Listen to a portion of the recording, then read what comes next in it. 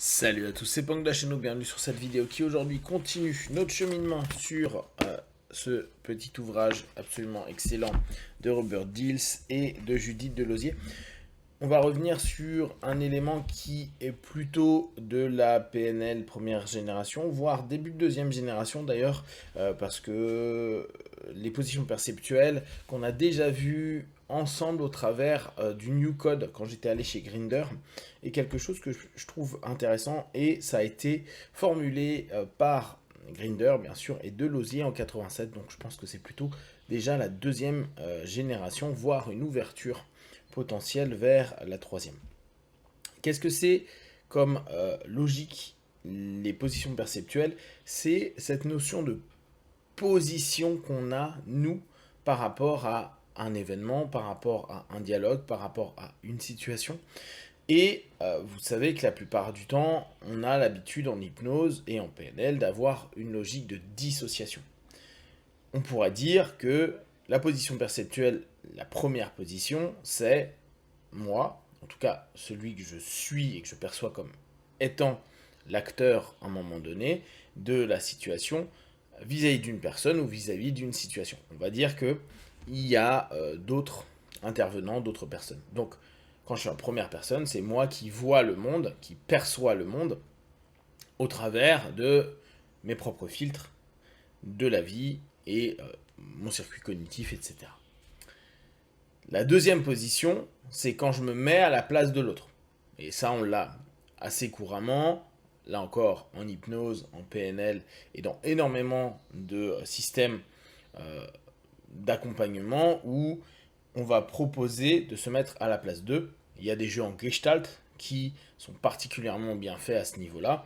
Je me souviens même en Transformer Therapy de Gil Boynes, donc quand j'étais avec Butler, c'était quelque chose de fréquent de se mettre à la place d'eux, mais c'était initié quand même du mouvement gestaltique.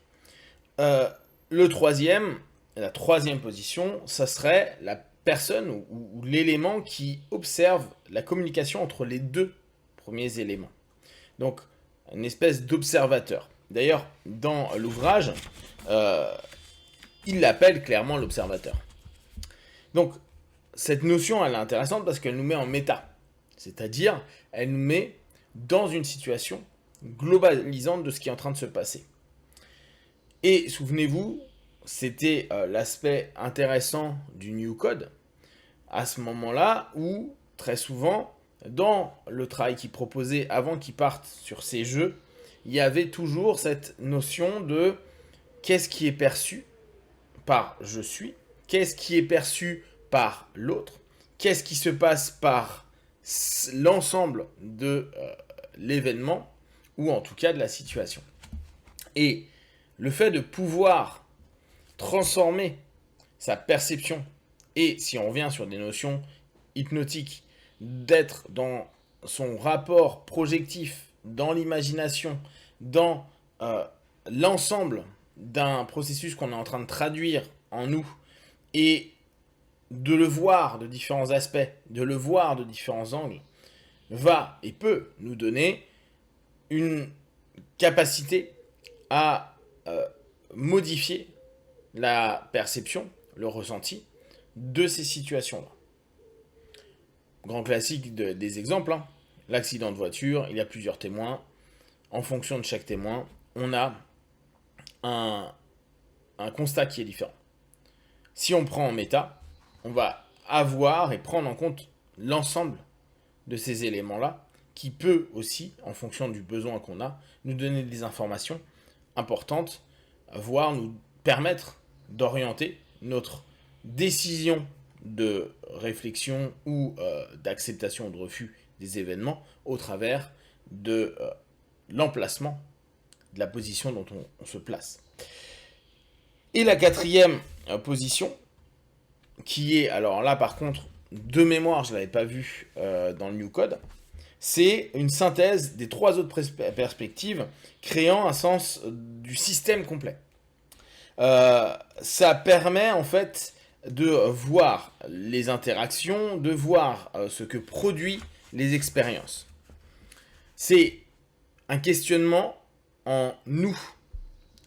Nous, dans l'ensemble, nous, avec les différents aspects, et à un moment, je trouve qu'il a mis quelque chose d'assez intéressant, de se poser la question, ouais, c'était dans l'exercice qu'il propose sur les positions perceptuelles, il dit, mettez-vous en quatrième position et sentez le terrain de la relation comme si c'était une propre entité, une entité propre.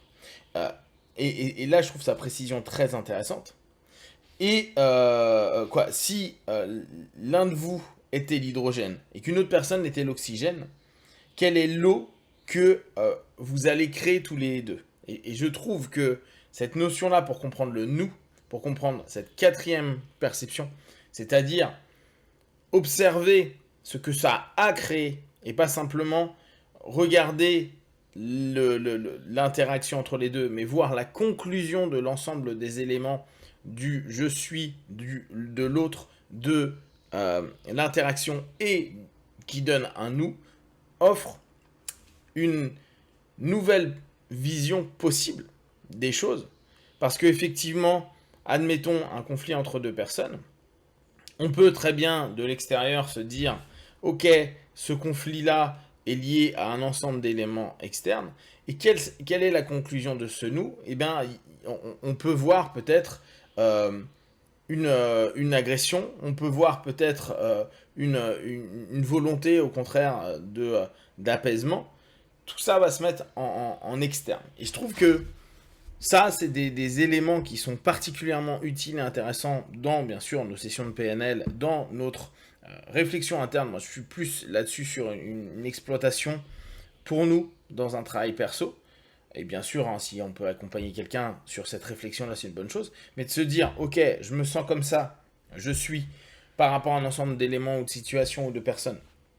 Je me mets aussi à la place de l'autre. Qu'est-ce qui se passe? Je regarde l'ensemble des éléments au travers de l'interaction du je suis avec l'autre. Déjà, donc là on est vraiment dans New Code. Qu'est-ce qui se passe? Et quelle est la création? Qu'est-ce qui émerge de ça? Qu'est-ce qui peut, et là encore, une fois qu'on a été sur cette quatrième position, qu'est-ce qui pourrait être créé de ça? Si, et là je reviens à ma première position, je commençais à modifier un de mes patterns, un de mes schémas, une de mes réflexions, une de mes énergies, un état, si on reprend des mots très PNL.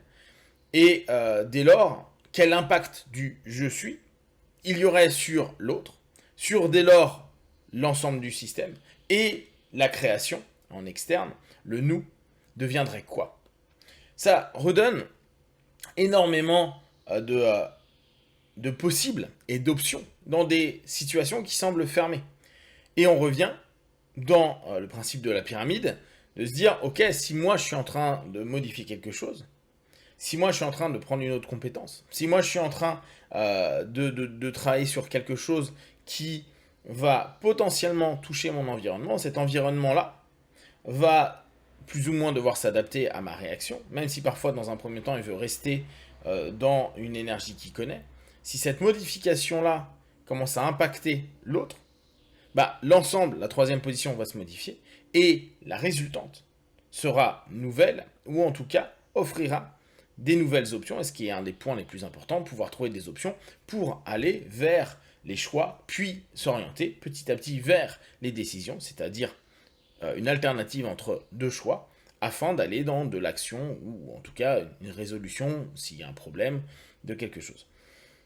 Cette possibilité et cette flexibilité qu'on peut avoir au niveau psychique et cette possibilité de nous-mêmes d'aller dans une transe dissociative de façon multiple et surtout un voyage dans cette dissociation pour prendre en compte des informations, et là on pourrait revenir à la notion Silva, l'un des points les plus importants est de prendre de l'information pour justement le traiter et corriger, aller vers quelque chose qui pourrait correspondre à une solution et automatiquement un mieux-être de soi. Je trouve vraiment ce petit travail très sympa, en tout cas ce concept très sympa et les travaux qu'on peut faire dessus, à mon avis, vraiment très chouette. Là, je vous donnais un petit peu ce que moi j'en pensais. Je vous invite à relire un petit peu New Code, à lire cet ouvrage-là également pour peut-être avoir d'autres idées. Si vous avez des questions et des remarques, vous les partagez sur Facebook, YouTube, j'y répondrai le plus rapidement possible. Et comme d'habitude, de tout ce que je propose, ne prenez que ce qui est bon et juste pour vous. Testez, observez, analysez, concluez. P1, ciao.